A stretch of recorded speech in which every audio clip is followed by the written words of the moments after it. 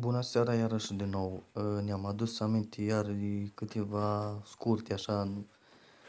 Copilul are și niște, nu știu dacă e râi sau râi prin zona intimei și are în casă acolo e muști, puriși, ce vedeți acolo e niște perne așa murdare de la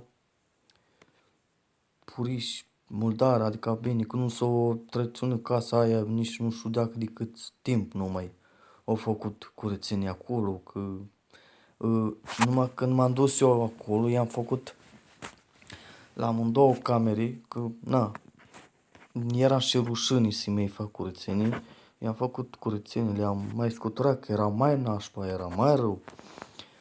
Și am mai filmat acolo, era bine, dar era mai nașpa, am spălat și vasele de urma lor. E ci că vasele nu le spală cu detergent, le spală numai cu apă simplu sau atâta. Cam asta, o zi bună.